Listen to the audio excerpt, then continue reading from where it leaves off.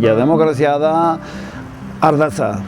Eta oso bitxila litzateke norbait izatea demokrata parke honetarako bakarrik, parke honi begira bakarrik edo hiri honi begira bakarrik edo herri honi begira bakarrik eta ez izatea demokrata mugaz araindi, ez?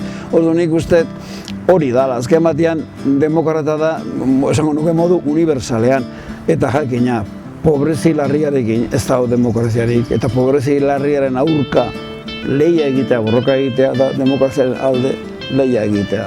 Beti pentsatu izan dut mundua dagoen bezala injustoa dela, status quoak kalte egiten diola jende askori, bizi dugun sistema ekonomikoa penagarria dela mila jenderentzat, ez baduzu halako akordiorik munduarekin ahalegintza zara mundu hori aldatzen. Laguntza ematen duena, ez dut esango zorionzu biziko danik, baina lagundu egingo dio zorionzu izaten.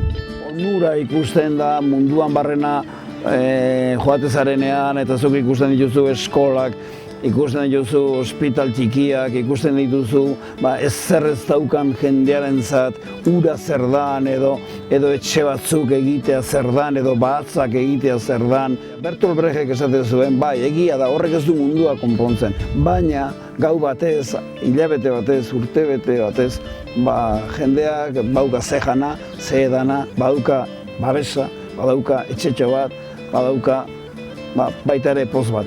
Bistakoa da, krisia aipatzen dela, baina da krisia beti aipatzen da norbaiten aurka. Noren aurka? Beti ahularen aurka. Krisiarekin mundua bihurtu da lehengo mundu zar ura, nun indarrak eta gezurrak botere handia zuen. Zegu daukagun urrerik urreena, urrerik baliotsuena denbora da. Eta uste dugu zerbait egitekotan denbora eman behar dugula, denbora eskaini behar diogula. Eta batek denbora hori egingo du lan batian eta beste batek bestean, baina da denbora ematea. Uste dut kemena behar dela, ez zertarako, ez?